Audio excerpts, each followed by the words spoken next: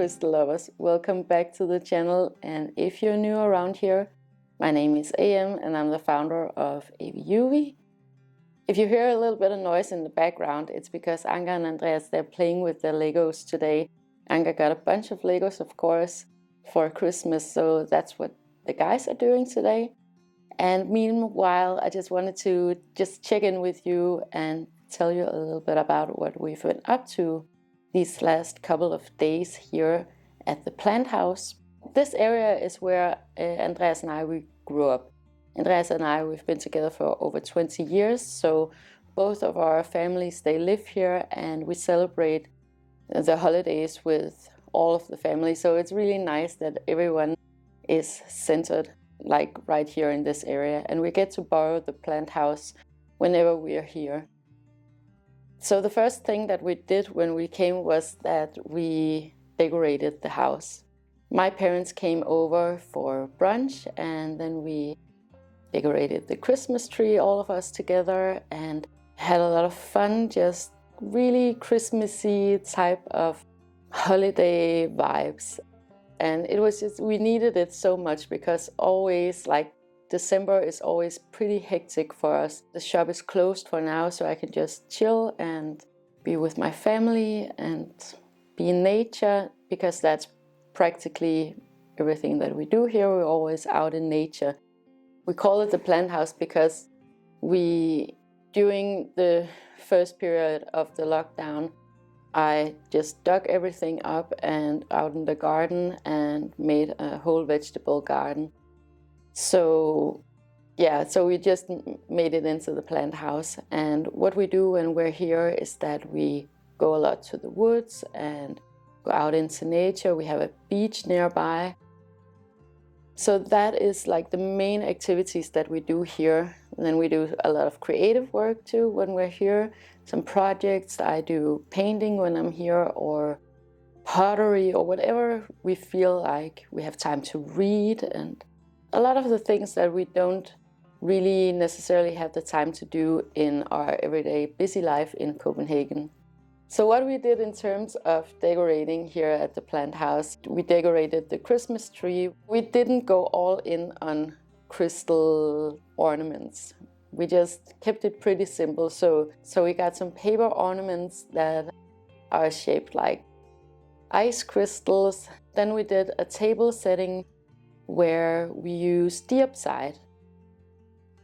I'm just gonna show you, because diopside is an old crystal that we have around here, and you know what, I'm super psyched about green crystals for 2022. So we definitely wanted to incorporate these beauties into the decor, and they just go really, really well with the other decor here. Like, the place here is a combination of my mother's style and my style, and we do have quite similar tastes. So it's very Scandinavian, a lot of wood materials, greenery. So the green crystals just work really well with the Scandinavian style. I wouldn't necessarily recommend these. However, I'm going to tell you all about green crystals for 2022 soon, because I think they're just a really good crystal to have around for 2022. Right now, I have some amazing epidotes on the shop, and the shop opens again in January. So go check them out, because they are super, super cool. Way better than these epidotes. They look like crystallized moss, and they just have the most amazing vibe. I really love them, and I would really recommend them for next year. But we use these this year. You know, I can't just take whatever from the shop and use it in my own decor, unfortunately. Those things are for you guys. But I'm definitely gonna look into getting my own epidotes for next year, because they are so cool. What else did we do? Yeah, we decorated with a bunch of greenery, like holly. Holly is also a greenery that there's a lot of tradition with. It's been used a lot in different I guess, more esoteric ceremonies throughout the years here in Denmark, and they look beautiful. The plant house here, it just really calls for green crystals, just in general, because we do so much nature stuff here, nature-related stuff, like gardening and like, yeah, just going to the woods. We use the woods a lot when we're here. We have some beautiful areas in this neighborhood. And there have been people here for thousands of years. So there's a lot of history in this area. Another thing that we do, or that I do when we're here, is that I take a lot more time out to cook. Obviously, because we have so much stuff in the garden this year, we had a bunch of stuff, but we still have some crops like carrots and kale and Brussels sprouts. So we've been eating that while we were here. I also love baking when I'm here, and for Winter Solstice I baked some bread just to bring along with different herbs from the garden. For Winter Solstice we did something pretty special, for us at least. We took a day trip out to a place called Sky Mountain or Heavenly Mountain. I'm not quite sure how it's going to translate in English, but like sky and heaven is the same word in Danish, so it could go either way. But this place is actually not a mountain, it's just a big hill, but it has been utilized for, again, thousands of years. By the natives who lived here, it was a sacred site, and the lake below the mountain was considered to be a place of worship. So it's a really gorgeous place just in terms of aesthetics and natural beauty, but it also holds a lot of depth in terms of history, and that's one of the things that we definitely want to teach our son. We're not nationalistic at all, but we think it's a good idea to teach him different values, especially around nature, through the history and what people have been doing here for many, many years. So for us, Winter Solstice is mostly about connecting with nature. That is like the basic point of it. When you live up here in the north, you do feel that time is more cyclical instead of linear. We have these cycles of time, of seasons, and as I've mentioned before, we really feel the seasons up here, and everybody feels it. It's like a whole like collective vibe.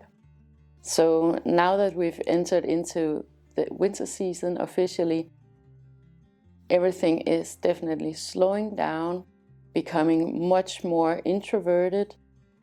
The days are still dark, even though the sun is really bright outside today, and that is wonderful.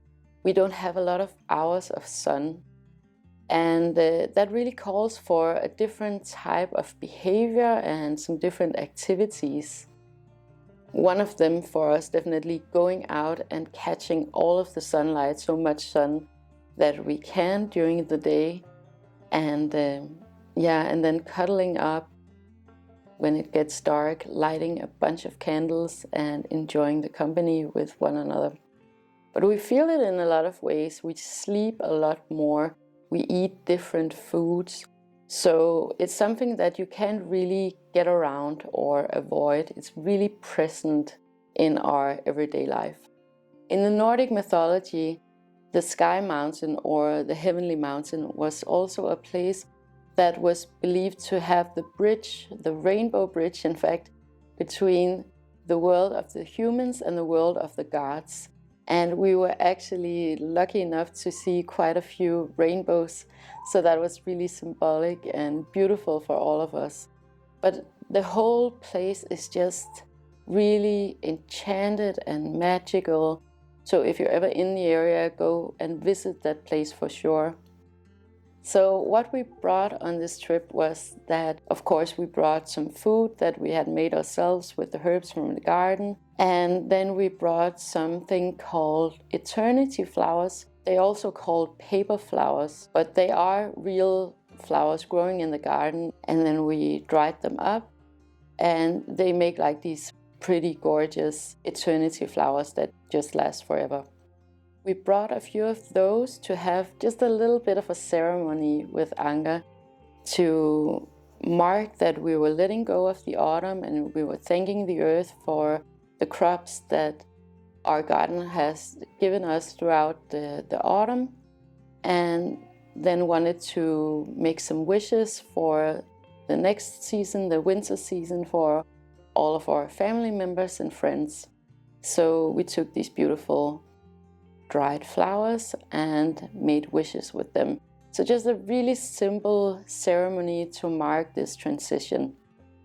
And the interesting thing is that it sounds way more complicated when I tell it here. But for a 4-year-old, this is just the most natural thing in the world. We didn't even really have to explain a lot to him. It comes natural to kids, these things. And he definitely got the symbolism and the point of doing this. So I think as adults, we tend to complicate things a lot more. And I mean, if a 4-year-old gets it and understands what we're doing. But these types of offerings were obviously here in Denmark with the Vikings. Long before us, they were a lot more brutal than just offering off flowers. That was definitely a way for us to incorporate some of his heritage into to his present life in this present day. There's a lot to be said about the native people who lived here before us, but one of the things that we definitely admire in that culture is the connection with nature. For Christmas Eve, we went to my mother-in-law's house and had a party there with my parents and my brother-in-law. We just enjoyed it so much. We had a white Christmas this year, and that's pretty rare here in Denmark. I think the last time was probably like 10 years ago. Christmas here is called Jul, not to be confused with Yule, or I've seen that a lot, like Y-U-L-E. Yeah, that's not what we have here. We have J-U-L. I think Yule is like a Celtic tradition, maybe, but it's not the same as here. Christmas in Denmark is like a mixture of heathen traditions and Christian traditions and like Santa Claus, all of these like different things. So it's just a mix of a lot of things. But that makes it kind of fun and not very formal. And also we are Danes, so we love to party and we love to celebrate. We love a lot of good food. So that's mainly what it's all about.